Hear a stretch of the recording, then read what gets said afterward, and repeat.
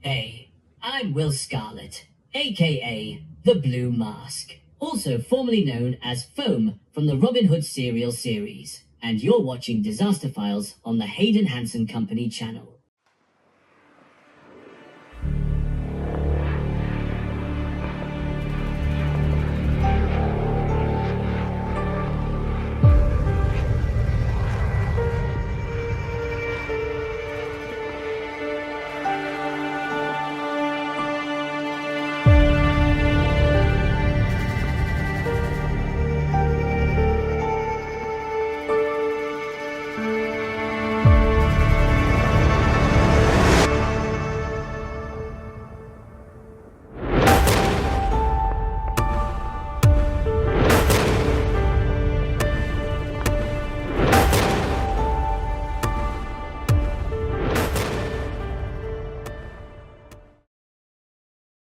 Hi, I'm David.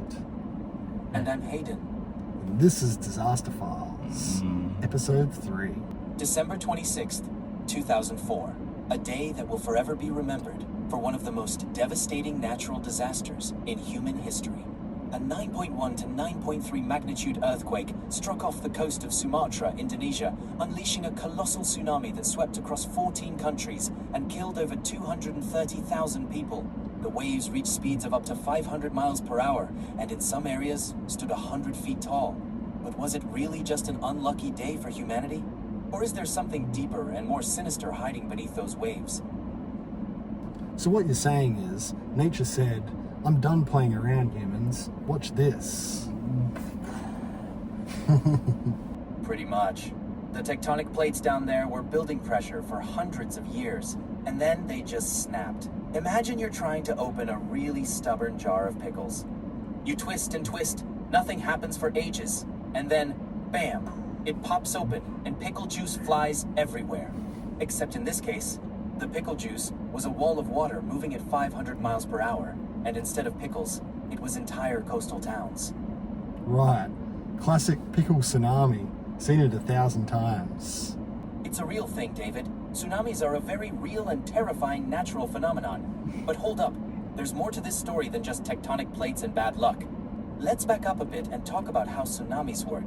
Earthquakes, volcanic eruptions, or underwater landslides can displace massive amounts of water, which then rushes to fill in the gap. The problem? That water moves really, really fast, and it doesn't stop until it hits something solid. In this case, that something solid was basically everything in its path. Entire cities were obliterated in minutes. Buildings, cars, trees, animals gone. Whole communities were wiped off the map. It was one of the deadliest days on record. And here's the thing though, it was so sudden, so massive, it's like the ocean went from, just another day, to, oh, here's 100 feet of water, good luck. Kind of makes you wonder, was it really just nature doing its thing? Or did someone help Mother Nature out a little? Oh, we're absolutely going there. Because as soon as this disaster hit, the conspiracy theorists came crawling out of the woodwork faster than you can say Illuminati. Let's start with the big one. Have you ever heard of the HARP project? HARP. It's like the holy grail of conspiracy theories. If anything goes wrong anywhere in the world, someone out there is blaming HARP. Exactly. For those of you who don't know, HARP stands for High Frequency Active Auroral Research Program. It's based in Alaska and was supposedly set up to study the ionosphere, you know, like a normal science thing. But the conspiracy crowd says, nah, that's just the cover story. They believe HARP is actually a government weather manipulation program. According to this theory, HARP was used to trigger the earthquake that caused the tsunami. Of course, because when you have a weather machine, the first thing you do is destroy a tropical paradise. Right? You'd think they'd use it for something more practical, like making it rain money or fixing my terrible Wi-Fi connection. But no, apparently the goal was to cause one of the most devastating tsunamis ever recorded. Now, the science behind HARP is a little complicated, but the theory is that by shooting high-frequency radio waves into the ionosphere, the government can manipulate weather patterns. The big question here is, can HARP actually cause earthquakes? The official answer is no. Scientists say there's absolutely no way HARP could influence tectonic activity. And when have we completely trusted scientists?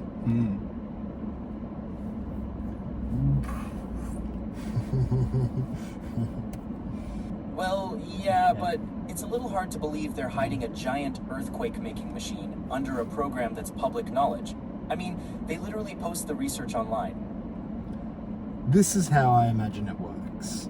You've got some guy in a secret lab drinking his morning coffee, and he's like, today feels like a good day for a disaster. Boop. And next thing you know, tsunami. If only it were that simple. The thing is, people started noticing strange atmospheric phenomena before the tsunami hit. Reports of earthquake-like weird flashes in the sky were documented by several witnesses. These lights have been connected to HARP in other conspiracy theories, and, according to some, they were seen right before the earthquake.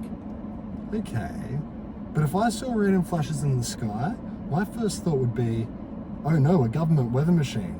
It would probably be more like, aliens are about to abduct me. Speaking of aliens, there's actually another theory that aliens were involved in the tsunami. Some people believe that extraterrestrials, for reasons known only to them, decided to experiment with our planet. They triggered the earthquake as part of a testy-no, just to see what would happen if they pushed a big old intergalactic button. Because naturally, if aliens are cruising by Earth, their first thought is, hey, let's mess with the tectonic plates today. Hey, maybe they were bored. They've probably done crop circles 1,000,000 times. Why not level up to tsunamis? That's assuming aliens even care about us. What if it was like their version of spilling a soda? Like, oops, sorry Earthlings, we didn't mean to destroy your entire coastline. How bad. Okay, back to the real world for a minute. Conspiracies aside, what's absolutely chilling is how many people had no idea what was coming. Entire families, tourists on vacation, they were all completely blindsided. In some places, locals did recognize the signs. Some saw the water pulling back and immediately knew a tsunami was coming. Yeah, but most probably people just thought, hey, free seashells. Not exactly the time to go beach combing. Exactly. And then there's the animals. Now, this is where things get weird in a different way. Reports from Sri Lanka, Thailand, and other regions say that animals began acting strangely before the tsunami hit. Elephants broke free from their chains and ran inland. Birds flew to higher ground. Some species of frogs and reptiles disappeared entirely from coastal areas. So what? Now animals can predict natural disasters? Are they like Mother Nature's secret agents? Some scientists say animals might have a heightened sensitivity to changes in the environment, like the vibrations in the ground before an earthquake. Others, though, and here's where the conspiracy comes in, believe that animals were reacting to some kind of man-made disturbance. You know, like a weather machine or aliens. So what you're saying is, if you see a bunch of elephants sprinting inland, don't ask questions. Just follow them. Honestly, that's solid life advice. If elephants are running, you should be running. But we're not done yet. Some believe that the 2004 tsunami was actually part of a shadow government operation. The goal? To destabilize the region and pave the way for some sort of global political takeover. Oh boy, here we go. So you're saying this is some kind of evil mastermind scheme? That's right. Some claim that secret organizations, like the Illuminati or New World Order, use this disaster as a test for future geopolitical manipulation. Think about it if you could control natural disasters. You could wipe out economies, restructure governments, and create chaos. Who's gonna question a natural disaster? Yeah, I'm sure they were sitting in their underground lairs, twirling their moustaches like, hey, let's just hit the tsunami button today. It's all a little far-fetched, but conspiracies have a way of growing when there's no clear villain. People want to believe there's someone new or something behind tragedies like this, because the alternative is scarier. That sometimes bad things just happen, and no one's in control. Yeah, and maybe the real conspiracy here is that people just can't accept that Earth sometimes just has bad days. But in the end, whether or not you believe in secret weather machines, aliens, or shadow governments, the 2004 tsunami is a stark reminder of how unpredictable and terrifying nature can be. The response from the world was incredible. Billions of dollars in aid were sent to the affected regions, and recovery efforts are still ongoing in some areas today. Yeah, nature may have knocked us down, but people came together to rebuild. No aliens even needed. So what do you think? Was it just a catastrophic natural event, or was there something else going on behind the scenes? Let us know in the comments.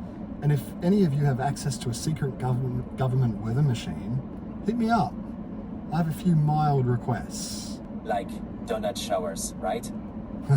Obviously. But I'm also thinking about throwing in some puppy tornadoes. Woo. What disaster do you want to see next? Comment below.